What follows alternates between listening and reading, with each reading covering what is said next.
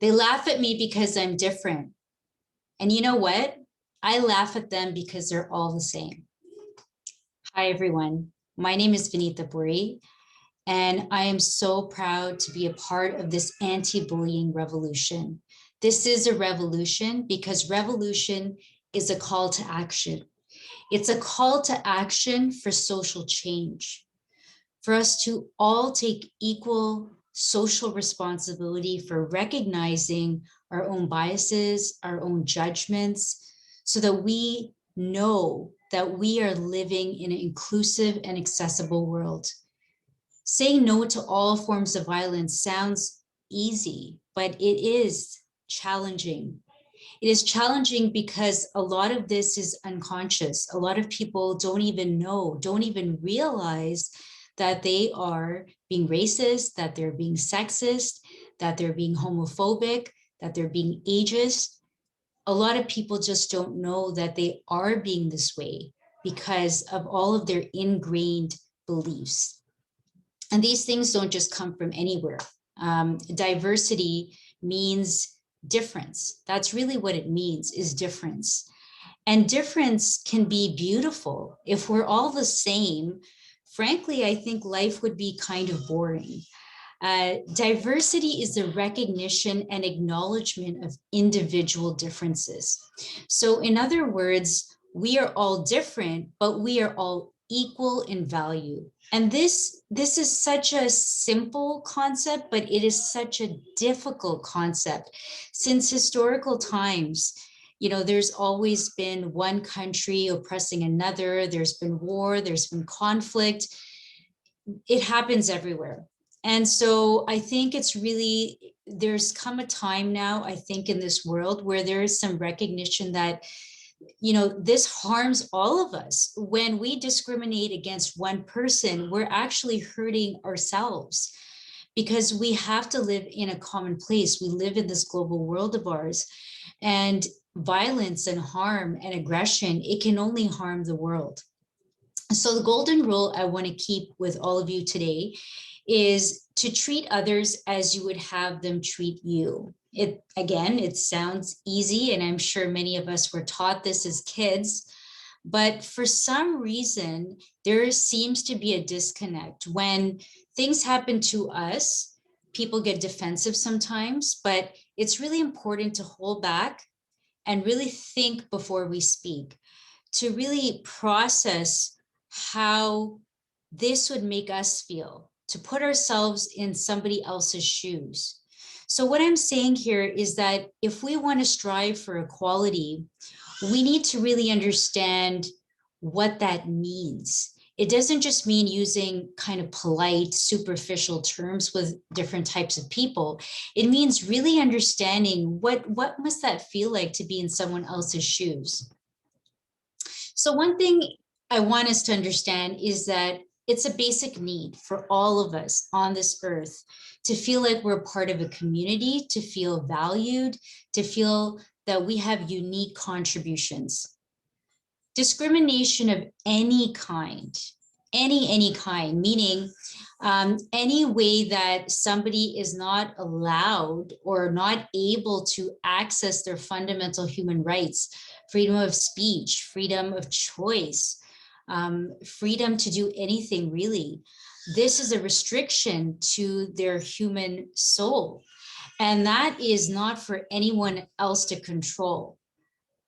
So I think it's really important that, you know, we have to understand that sometimes people are ignorant, and that means that they might not have a malicious intent to actually hurt someone, but they may not realize that they are hurting, in fact, other people. They are discriminating against other people. So this requires training, this requires education. And I think that this kind of conference, this call to action, and also to raise awareness on social media is extremely important.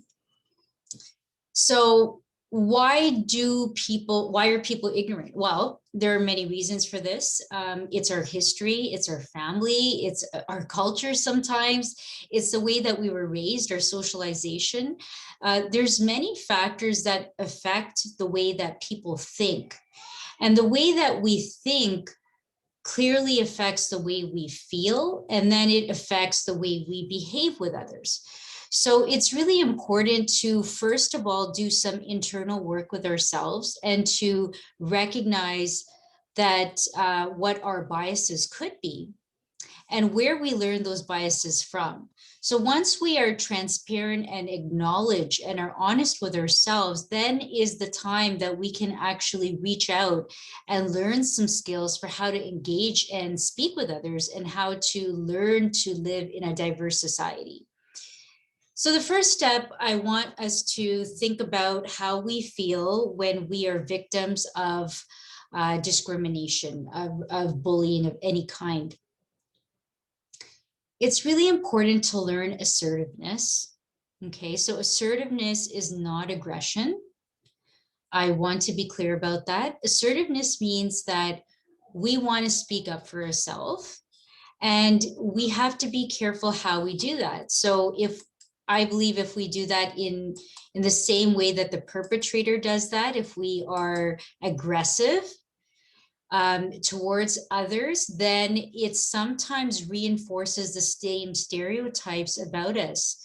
So for example, if I act in an aggressive, angry manner, if I'm violent with others because they've been violent towards me, then I'm really no better than they are. And just justifying that, well, somebody else did this first, so I'm going to do this now, that really does not change the problem. So from my perspective, our goal should always try to take the higher road, to be the way that we want others to be with us. And that is really how we are going to transform the world, is to be the change that we want to see in the world.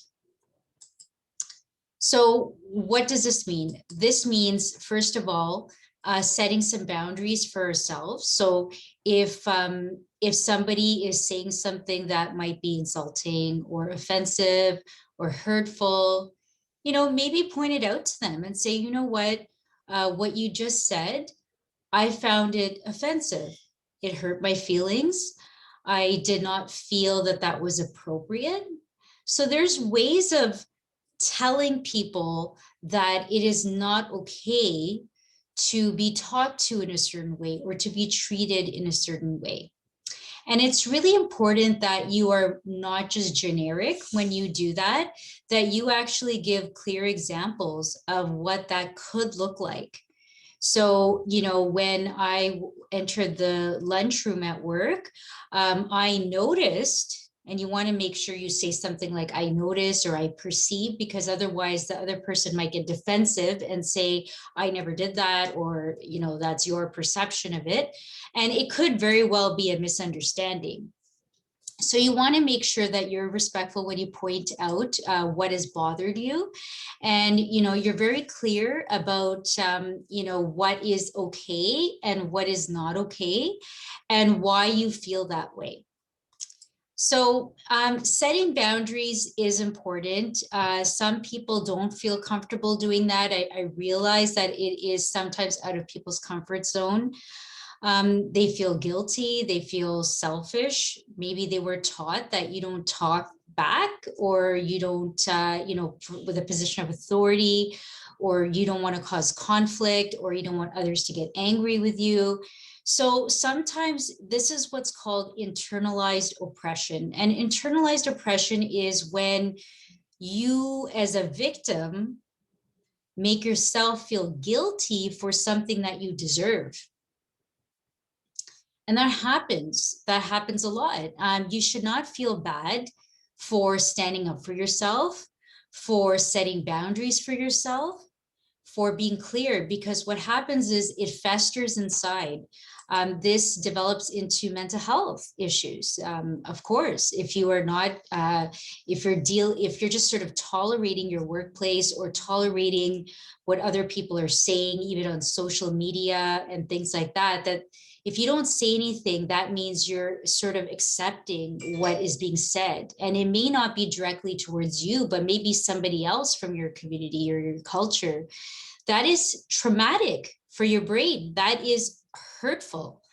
And that pain and that resentment, that can lead to internalized anger as well. And I've seen it a lot as a mental health professional myself. I've seen a lot of people struggle with substance use issues, with self-harm, with being negative towards themselves, with, just being self-abusive. And that can definitely happen in terms of a passive aggressive approach. But we want to make sure that we don't do that. So from the very early beginning of when something starts to bother you, maybe what you can do is write it down. I have a journal that I keep with me. Write down, this made me feel this way. And then ask yourself, why did it make me feel this way? Was it something substantive? Was it objective, or was it perhaps my perception? And it's always good to check it out with someone. Say, you know what, I heard you say this, and this really hurt my feelings. And give them an opportunity to respond back and to see what they have to say. Because sometimes it is not intentional. Sometimes it could be a misperception, or it could be an educational tool for them to realize that, yeah, maybe they have said something that's not appropriate, and it's something that they need to change. If things are not pointed out, things will never change. So 2 things I want to leave you off with. Number 1 is to acknowledge that you have a right to be in this world. You're important. We're all important. We're all equally important in value. We may be different, but that is what makes us beautiful, is our difference. And if it's important to also translate that outwards. So if you have family members or community members, or just on social media, if you notice that there's some negative attacks on certain people, or I know there's a lot of Asian hate going on right now with COVID-19.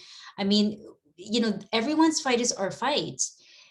Part of being a part of this revolution means that you stand up for anyone who's being bullied, anyone who's being treated wrongfully. It is our duty as a human citizen of this world to stand up and say, this is not okay, because the more people get hurt and harmed, the more mental health there is in this world. And then that affects the whole society. It affects our economics, our social growth. It affects everything. So we have to, number 1, reflect on our boundaries. We have to observe when we feel uncomfortable in our gut. Be aware of our own internal criticism when we put ourselves down, and we have to sort of rename that discomfort. So instead of saying, I'm so stupid, I didn't get this right, what could I learn from this experience? Why did I behave that way? Right? Or if we're talking to somebody else, we can sort of point out their behavior in a sort of a non-judgmental way.